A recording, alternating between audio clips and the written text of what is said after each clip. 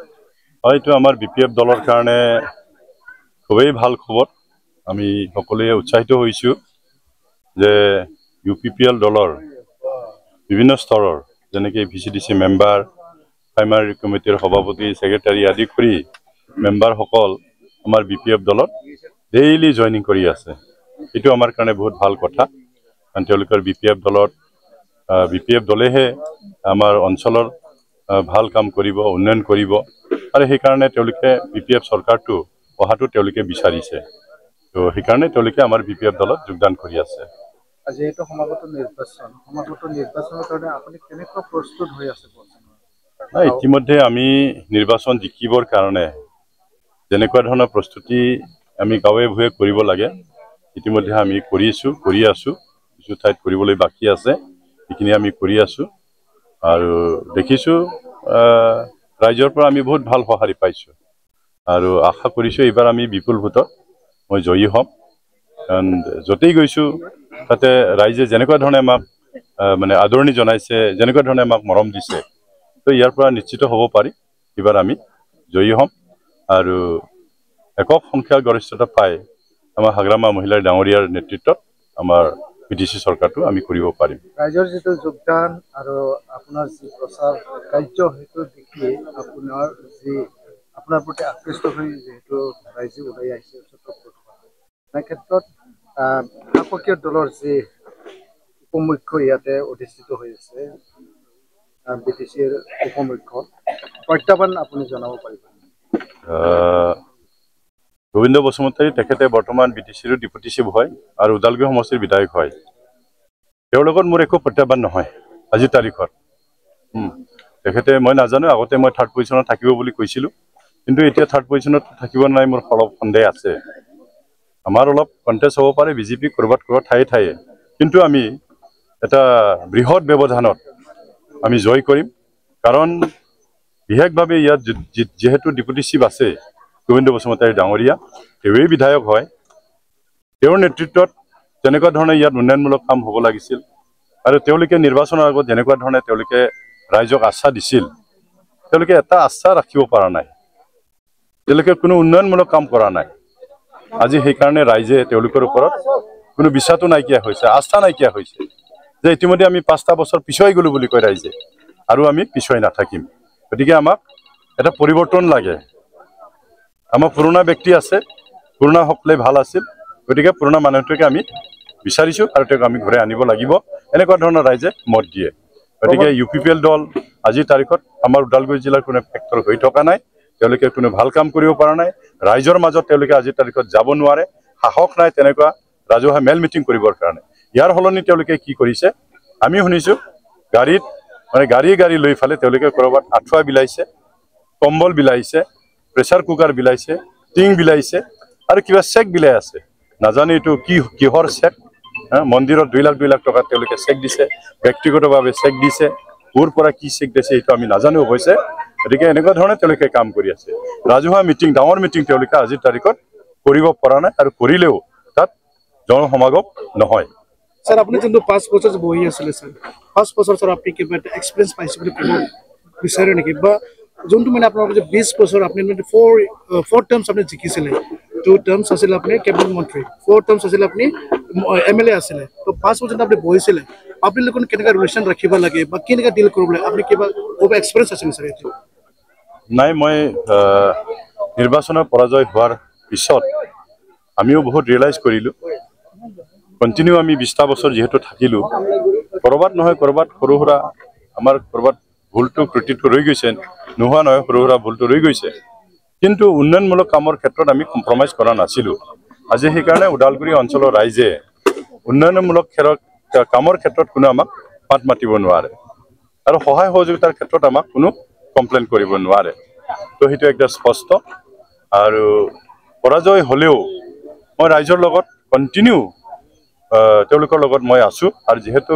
খুব বেছি ব্যৱধানত মই পৰাজয় হোৱা নাছিলোঁ, সেইকাৰণে ৰাইজ মোৰ লগত বহুত আছে। আৰু সেইকাৰণে ৰাইজেও বিপদ আপদ হ'লে বা তেনেকেই যিকোনো সভা সমিতি হ'লে তেওঁলোকে মোক বিচাৰে, আৰু মই পৰাজয় হৈ থকা সময়তো এই পূজা পাৰ্বণ বা যিকোনো সামাজিক যিখিনি সভা সমিতি থাকে, কাম কাজ থাকে সেইবিলাকত মই সহযোগ কৰি আছো সেইকাৰণে ৰাইজে মই এতিয়াও ৰাইজে ভাল পায় ৰাইজে মোক এতিয়াও আকোৱালি লয় আপোনাৰ সমষ্টিত আপোনাক এটা পুনৰবাৰ বিচাৰি আছে স্যাৰ মইতো সেইটো উপলব্ধি কৰিছো সেইকাৰণে মই কৈছো উন্নয়নৰ ক্ষেত্ৰত আমি কম্প্ৰমাইজ কৰা নাই ইয়াত ৰাস্তা ঘাট ইলেক্ট্ৰিচিটি খোৱা পানী হস্পিটেল স্কুল কলেজ যিখিনি কৰিব লাগে আমি কৰিছো কোনো আমি কম কৰা নাই তো সেইকাৰণে ৰাইজে এইটো উপলব্ধি কৰিছে যে যোৱা নিৰ্বাচনত আমি বহুত ভুল কৰিলো যাক আমি নিৰ্বাচিত কৰিব লাগিছিল তাক আমি নোৱাৰিলো সেইটো তেওঁলোকে আশা কৰিছিল বিটিআৰ চুক্তি হৈছে বহুত পৰিৱৰ্তন আহিব এইটো আশা কৰি তেওঁলোকে হয়তো ইউপিপিএল দলক ভোট দিছিল আৰু সেইকাৰণে এতিয়া তেওঁলোকে ৰিয়েলাইজ কৰিছে আসলতে তেওঁলোকৰ সিদ্ধান্তটো ভুল আছিল আৰু সেইকাৰণে তেওঁলোকে আকৌ বিচাৰিছে যে পুৰণাজনেই ভাল আছে গতিকে পুৰণাজনকে এইবাৰ আকৌ আমি নিৰ্বাচিত কৰিব লাগিব তেওঁলোককে আমি দায়িত্ব দিব লাগিব সেইটো উপলব্ধি কৰিছে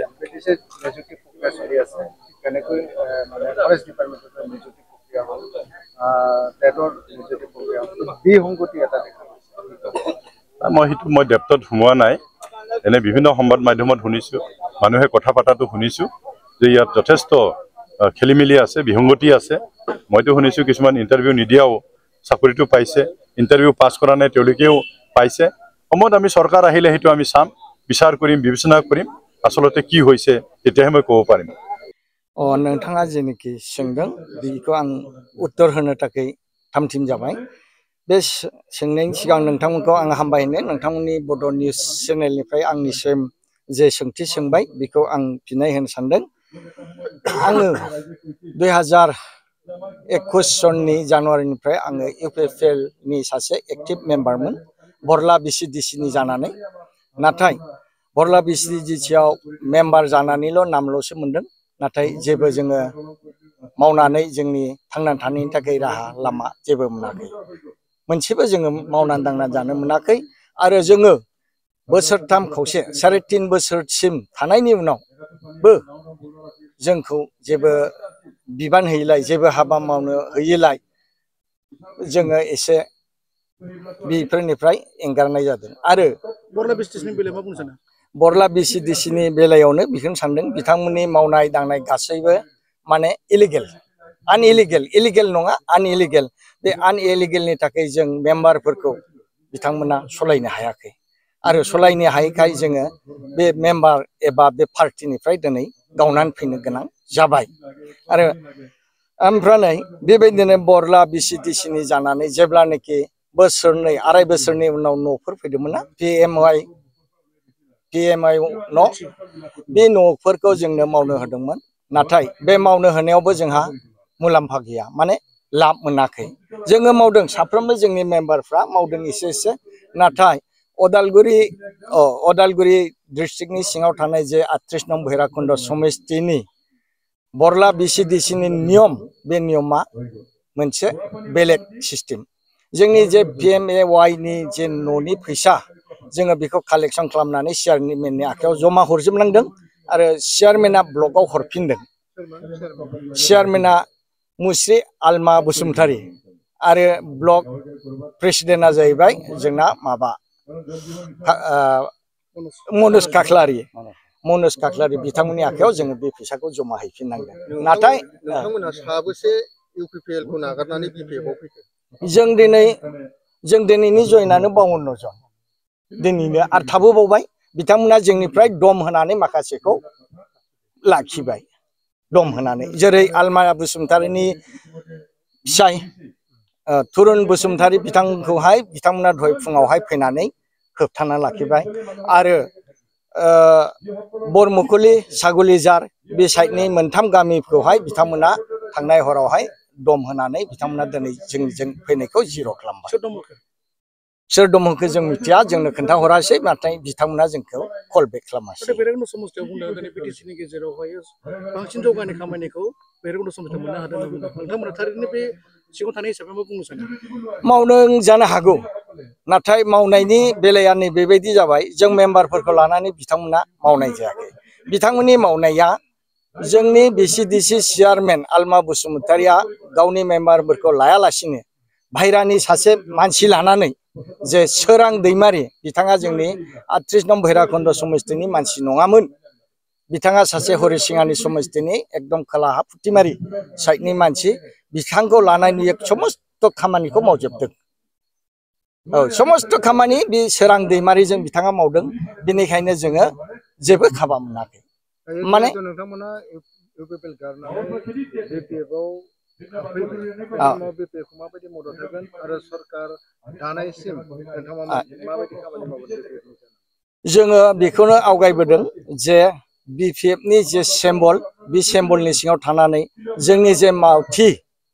बिपिएफनि जों जे लोगो मोनफैबाय रिहन सार आरो बिनि सिङाव थानाय सेक्रेटारि पिए जिखुनु जायखिजाया बिथांनि बिबानगिरिनि बिथोन बायदि जोङो सोलिलांनो नाजागोन आरो बिथांमोना जोंखौ जेरैबायदि डिरेक्सन होयो जों बिदि मावलांगोन आरो हाजासे जोंबो आवगायलांनानै बिथांमोनखौ मदद होनो थाखाय जोङो आवगायबोबाय आरो न'नि बिसय एसे थालांबाय नङा जेनेबा न'आ जोङो फैसाखौ जमा हैबाय चेयारमेन आलमा बसुमतारिया लाखिबाय न'नि फारसे 4000 न' गंसेयाव ओमफ्राय ब्लकआव हरफिनबाय ब्लकआव थांबाय ब्लकनिफ्राय जोंनि फैसाखौ आटखायनानै लाखिबाय बे फैसाया दे ब्लकआव जोंनो थाबोदों जों जे न'नि फैसाखौ जों गरसेबो मोनाखै आनखि पकेटनि होनानै जों न'खौ फुरा खालामबाय उपाय गैया जोङो लस जानानैब्लाबो मावबाय आं बेखौ होनो हास्थायदों नोंथांमोना बेखौ लानो हागोन आं खावलायो नोंथांमोना बेखौ लागोन रसिद दङ नै बेखौ आंनो जोंनि बिरला ब्रह्म बिथाङा जोंनि एकाउन्टेन्टमोन मनुषा सासे माबामोन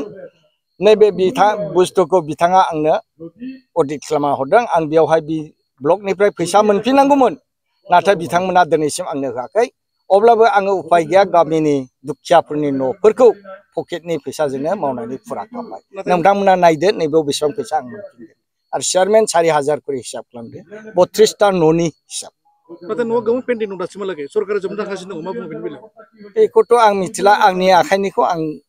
मावबाय गावनि पकेटनिजोंब्लाबो दुखियाफोरनि न' होननानै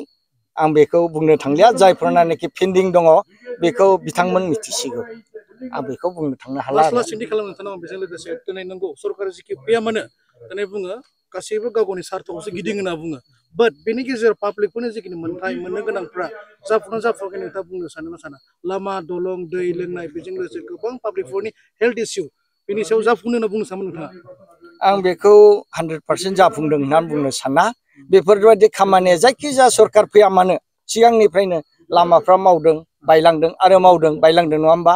नाथाय पाब्लिकआ साक्सेसफुल जादों बास माबा गोजोननाय मोनदों बे सम्पुर्ण नङा बबेबा साइडआव मावदों बबेबा साइडआव मावाखै जायनि थाखाय जोंनि गामियाव दिनै असन्तुष्ट जोंनि 2 नं घाग्रापारा घरादां होननानै बुङो बेयावहाय दिनै इउपिपिएल नि जानानै थाङोब्ला बिथांमोना 80%आव 20%ल' मोनगोन 80%आ बिपिएफ जानानै दं थांनाय बाराव जोङो जोंनि 2 नं घाग्रापारायाव 70% इउपिपिएल आव भट होनानै बिथां गबिन्द बसुमतारिखौ देरहादोंमोन नाथाय दिनैनि दिनाव बेखौ जोङो फाल्थायनानै 80% रिहन मानगोनां रिहन दैमारिखौ 80% भट होनानै देरहाहोनो थाखाय 3 टिम जादों दिनैथ' जोंनि भैरबकुन्द ब्लक बिपिएफ राजखान्थि हान्जानि गोजोनथाव रादाब जोंहा जराफुख्रि प्राइमारिनि सिङाव थानाय गुबुन गुबुन गामिनिफ्राय दिनै गोख्रों जोंहा इउपिपिएलनि दैदेनगिरि आरो जोंहा 7 जन पिजिडिसिनि मेम्बार दिनै जोंनि दोलोआव जगदान जादों फ्राय गासै 56 जन दा दिनै बिथांमोना इउपिपिएलखौ गारनानै जोंनि दोलोआव हाबफैदों आरो जों दिनै बिथांमोनखौ गोसो दुंब्रुदै जों बरायदों दिनै बिथांमोनाथ' जोंहा बर्तमाननि जि डिपुटि चिफ आरो एमएलए गबिन्द बसुमतारिनि सायाव गोजोननाय गैयैखौ फोरमायदों आरो बिथांमोना पिजिडिसिनि गेजेरजों जिखिनि सिस्टेमजों खामानि मावदों दिनै बे सिस्टेमखौ मोजां मोनाखै आरो बिथांमोना रायजोफोरनो जिखिनि कमिटमेन्ट होदोंमोन दिनै बिथांमोना 5 बोसोर जाबाय बिथांमोना बे रायजो राजानो जिखिनि खोथा होनाय दिनै मावफुंनो हायाखै आरो बिथांमोना मावफुंनो हायैखाय लोगोसे इउपिपिएलनि सायाव फोथायनाय गैयै जानानै दिनै जोंनि दोलोआव हाबफैदों समस्थिनि जितुनिखि मावनो गोनां खामानि बेफोराव गबिन्द बसुमतारिनि जितु मावनाय बेफोर फैलार जादों दा बिथाङाथ' फेलार जादों बिथाङा डेभेलपमेन्टनि जि खामानि दिनै मावाखै नङा मावदों जों बेखौ नंखाय बाथ्रा बुङाखै खिन्थु जिखिनि बिबाङाव बिथाङा मावनांगौमोन आरो दिनै बिथाङा मावनो हायाखै आरो दिनै मोनसे मोननै लामा बानायदों दिनै बिथाङा गिदिर गिदिर ब्रिज दिनै बानायनो हायाखै आरो बिथांमोना रायजो राजाफोरनो जि बाथ्रा होदोंमोन हानि फाट्टा होनाय न'खर न'खर साख्रि होनाय बेयाव बिथांमोना 40टा समस्तिखौ 60टा दानायनि बाथ्रा दिनै एलपि स्कुलनिफ्राय आप टु कलेज लेभेलसिम जितु प्रभिन्सियेलाइज खालामनायनि बाथ्रामोन आरो दिनै अनुष्ठान प्रतिष्ठान बेयाव गायसननायनि बाथ्रामोन आरो बिथांमोना 1500 कौटिनि गेजेरजों जिखिनि जौगाथायनि खामानि मावगोन होननानै रायजोफोरखौ रादाय होदोंमोन आरो बेखेककरि आइजो माहारिखौ जितु 75,000 सेल्फ हेल्प ग्रुपनो होगोन होननानै बिथांमोना खोथा होदोंमोन नाथाय दिनै आइजो माहारिफ्रा दिनै 5 बोसोर नायबाय बिथांमोना दिनै बे आइजो माहारिनो जि बाथ्रा होनाय 75,000 दिनै बिथांमोना बेखौ मावफुंनो हायाखै आरो जायनि थाखाय दिनै लोब लोब आइजो माहारिफ्रा दिनै बिथांमोननि सायाव फोथायनाय गैयै जानानै दिनै जोंनि बिपिएफ राजखान्थि हान्जायाव दिनै लोब लोब हाबफैदों बिथांमोना मोनसे सिन्थि खालामनांगौ भैरबकुंड समस्तियावहाय मोनसे बुंनांगोन दि रिहन दैमारिया बिथां सारा लागातार बिथाङा 4 years 4 terms cabinet Mantri 2 terms and 4 terms MLA जानो हादों कन्टिनिउसलि देरहाबाय थादों थांनाय बोसोराव गेप जानाय मेन रिजोना मामोन थांनाय दिनै जोंहा 2001 निफ्रायनो जोंहा रिहन दैमारि सारा मोनब्रै खेब दिनै बिथाङा एमएलए देरहासार जादोंमोन आरो 10 बोसोर आसामनि बिथाङा दै बिफाननि मन्थ्रिबो बिबान मोनदोंमोन आरो बिथाङा जोंनि बे गोग्लैसोनाय जोंनि उदालगुरि समस्तियाव दिनै जों साननो थाङोब्ला जोंहा नैबे 2001 सननि आगोलाव मोनसेबो लामा जोंहा मोजां नङामोन मोनसेबो दलं जोंहा आरसीसी ब्रिज नङामोन जोंनि हिक्खा फरायसालिनि अबस्थाया मोजां नङामोन आरो बेयाव जोंहा गामि गामि कारेन्ट गैयामोन जोंहा इरिगेसन सिस्टेम गैयामोन जोंहा बेयाव लोंनाय दैनि मोनसेबो सुबिदा गैयामोन नाथाय बिथाङा थांनाय 20 बोसोराव जोंनि बे उदालगुरि समस्तियाव गोबां लामा बिथाङा बानायबाय गोबां आरसीसी ब्रिज बिथाङा बानायबाय आरो स्कुलफोरनि जोंहा इनफ्रास्ट्राक्चारखौबो बिथाङा बानायजोब्बाय लोंनाय दै बिथाङा 80% बिथाङा मावफुंनो हादों बिनि लोगोसे जोंहा गामि गामि इलेक्ट्रिफिकेसन बिथाङा होनो हादों इरिगेसन सिस्टेम बिथाङा लाबोनानै होफैनो हादों दा गोबां बिथाङा जौगाथायनि खामानिखौ मावनो हादों दिनै थांनाय 2021 सनाव जितु बिथाङा एमएलए इलेक्सनाव जेननायनि गुबै जाहोनानो जाहैबाय दिनै जोंहा 2020 नि 27 जानुवारियाव जि जों बिटिआर सुक्ति मोनदोंमोन बै बिटिआर सुक्तिनि गेजेरजों दिनै जोंनि बिटिसि ओनसोलनि रायजो राजाफ्रा गोबां सोलायनाय जागोन नामा न'खर न'खर साख्रि मोनमारगोन नामा बा सेल्फ हेल्प ग्रुप बिथांमोना 75,000 मोनमारगोन नामा जोंनि बे सरकारि स्कुलफोरा प्रभिन्सियेलाइज जामारगोन नामा बा 40टा समस्तिया 60टा समस्ति जामारगोन नामा बेफोरबायदि हानि फाट्टा मोनमारगोन नामा गोबां बिथांमोना खोथा होदोंमोन आरो जायनि थाखाय बिथांमोनखौ फोथायनानै दिनै रायजो राजाफ्रा बिटिआर सुक्तिनि थाखाय आरो एनडिपि बिथांफोरनि दिनै स्टाफफोरनि थाखाय पुनर्संस्थापननि थाखाय आरो मंख्लं न'खरफोरनि 5 लाख थाखा मोनगोननि थाखाय आरो एनडिएफबिनि बिदा फंबायनि केसफोरा उइथड्रवाल जागोन साननानै दिनै रायजो राजाफ्रा बिथांमोनखौ जितु बिटिआर सुक्तिनि सागानगिरि हिसाबै